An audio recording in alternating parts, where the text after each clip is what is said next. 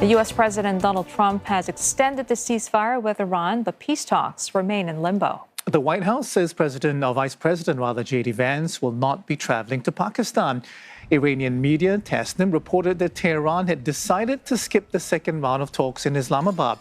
Iran earlier said it will not negotiate under threats and the U.S. naval blockade of the Strait of Hormuz. The uncertainty around a peace deal now weighing on Gulf states whose security and economies have been hit by the war.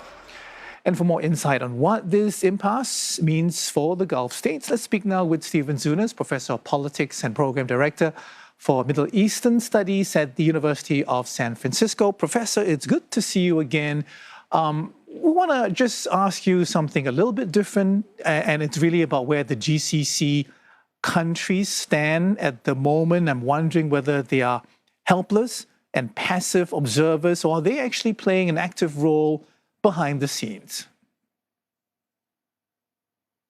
I'm sure they are playing an active role given what's at stake for them. I mean, remember, most of the world looks at it in terms of, gee, we're not getting the things we want from the Gulf, but they're not able to import things. And these countries, of course, are very dependent on imports for their ultra-modern cities and their development plans and just, basically feeding the population and other basic things. So I don't doubt they are playing an active role. Indeed, could have played a role in convincing President Trump not to immediately renew the war as he'd been threatening. Speaking of Mr. Trump, to what extent do you think Washington is factoring in the concerns of its Gulf allies as it pushes for negotiations with Iran? Or is that for another day?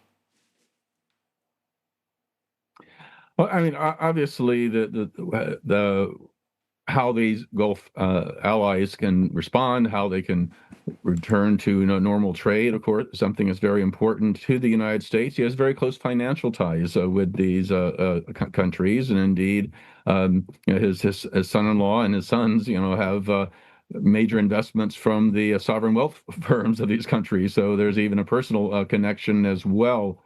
But clearly, Trump's been getting pressure from all sorts of directions, from the Gulf states, from allies in Europe and Asia and elsewhere, as well as the American public, who are very much opposed to this war, particularly as it drags on. So all these things are, I'm sure, being taken into account, despite his often dismissive attitude towards other people's opinions.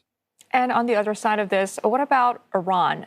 How mindful do you think Tehran is of its growing isolation in the region, or is it willing to absorb that cost for the sake of survival?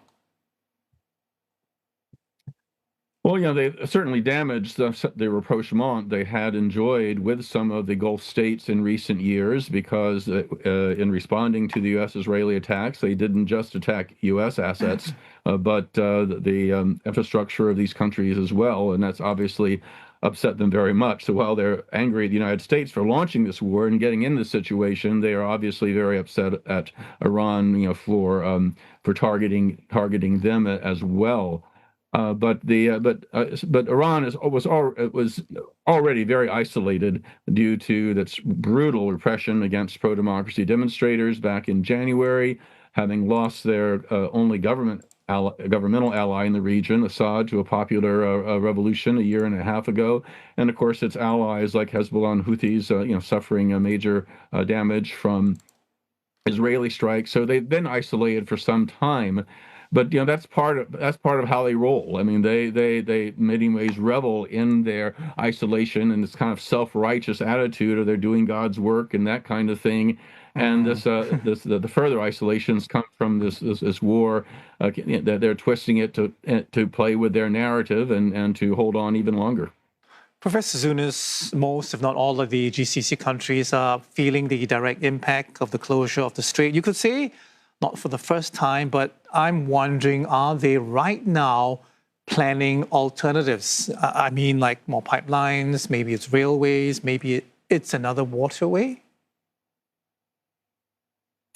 Well, another waterway would be too difficult given the mountains and the like, but they are, they've reopened a pipeline that was damaged early in the war. There's more trucks are moving in, and they're looking at various alternatives, but nothing can replace the super tankers and other large cargo vessels. I mean, these are huge. They can transfer far more sufficiently than by air or ground or in any other means. But I think that what this is underscored, not just for them, but for the whole world, is how vulnerable the whole supply chain and the global economy is to a conflict such as this. I mean, I know a lot of people are going to be thinking, well, you can't blockade wind power, solar power, so maybe here's another reason for redoubling our efforts at renewables. But this is getting this scenario. Well, on one hand, was predictable. If the U.S. did attack, I think that the fact that many of us didn't think the U.S. would be reckless enough to do so has led to people scrambling to look for alternatives. But at this point, there are not many available.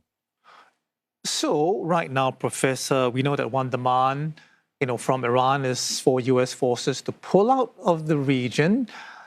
I'm wondering how you expect, major host countries to respond. I mean, are they going to hold the line and maybe beef up their forces and start a new arms race of sorts in the region? Well, these are already heavily armed countries. I mean, the United Arab Emirates has a larger military budget than Iran does. Saudi Arabia's military budget several times that of Iran. So it's not like they suddenly have to spend more on the military. They are very well endowed with that already. And in terms of U.S. forces, I think they're thinking that, frankly, they're makes them more vulnerable, that they became targets because of the U.S. presence, and the U.S. actually evacuated many of their soldiers as soon as they could. So there's going to be a definite reevaluation about the relationship with the other Gulf states with the U.S. military. There'll be debates in the United States, whether it's worth putting our soldiers in harm's way there.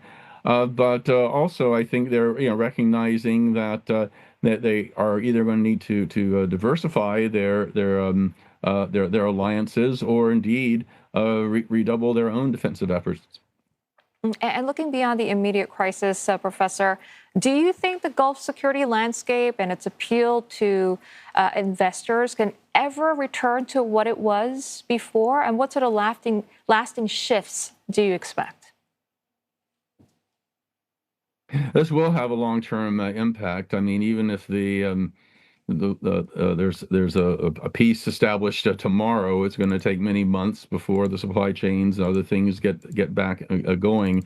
But your question about the longer term is a real important one, and I think, again, looking at how vulnerable things are with that narrow waterway around, realizing it does have quite a bit of clout if it utilizes this effort to close it, is going to get a lot of people to rethink having so much of the global economy, not just the oil and things that come from it, but the things that are manufactured there, like fertilizer, like liquid helium, like other things, and there will almost certainly be efforts to diversify sources and other places, which is probably a smart move for the countries on the receiving end, but for the countries in the Gulf, it's obviously not going to negatively impact their economies and their longer-term plans for growth.